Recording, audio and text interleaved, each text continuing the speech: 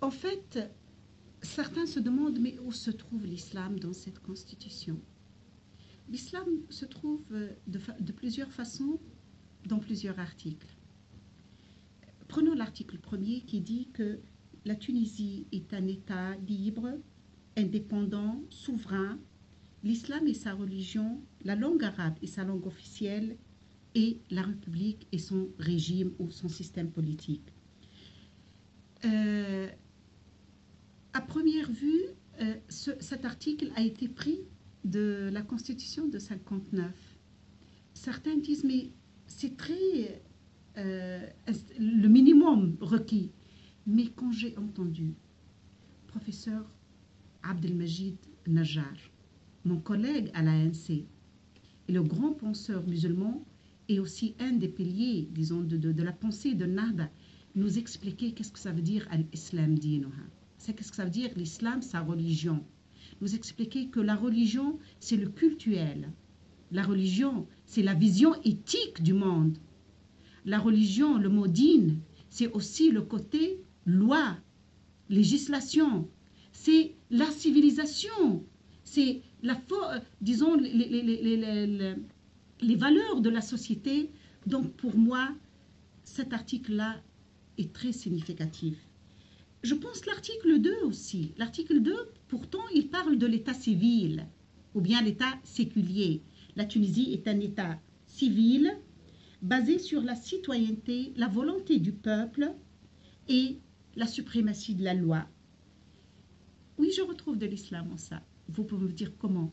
Eh bien, moi, ça me rappelle un acte fondateur de l'État islamique. Ça me rappelle le pacte de Médine ou la charte de Médine. Quand le prophète sallallahu alayhi wa sallam, il a fait une charte de vivre ensemble avec tous les habitants de Médine. Il les a considérés tous comme une umma.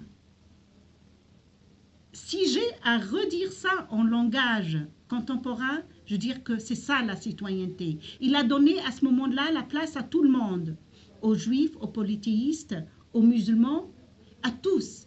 Eh bien, ça, je trouve, c'est l'esprit de l'article 2 de notre Constitution, tout à fait fidèle au pacte de Médine. Nous voulons une Tunisie pour tous.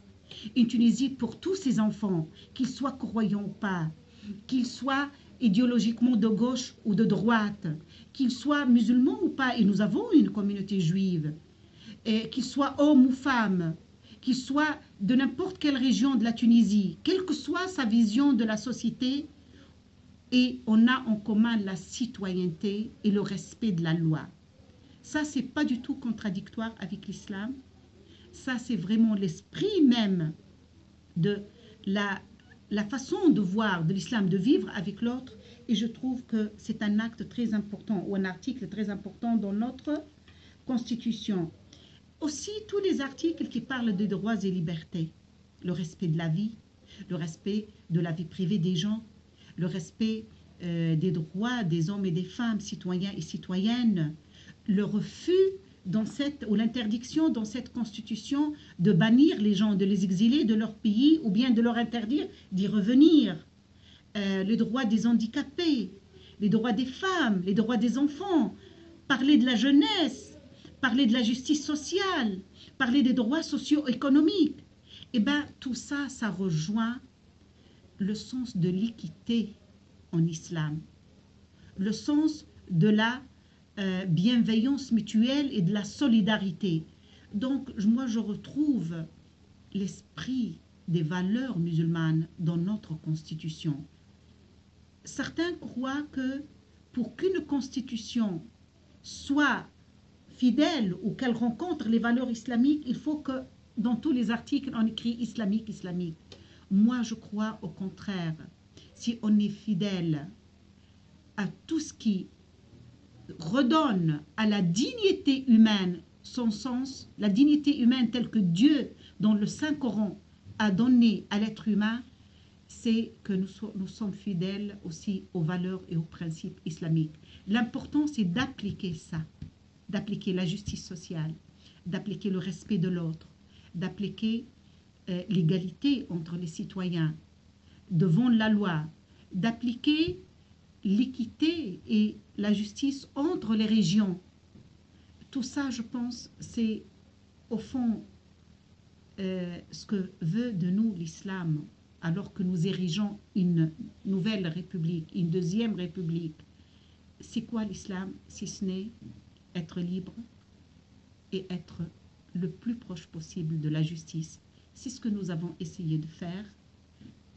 Notre travail est un travail humain, donc il n'est pas parfait. Certes, il y a encore des imperfections. Nous laissons aux générations à venir leur part pour parfaire cette constitution. Nous acceptons toute critique de ce travail, mais nous appelons nos concitoyens à vraiment découvrir cette constitution, à se l'approprier et surtout à la mettre en œuvre, à l'appliquer, parce que c'est comme ça que nous vraiment donnons vie au slogan de la révolution tunisienne, la révolution de la dignité et de la liberté.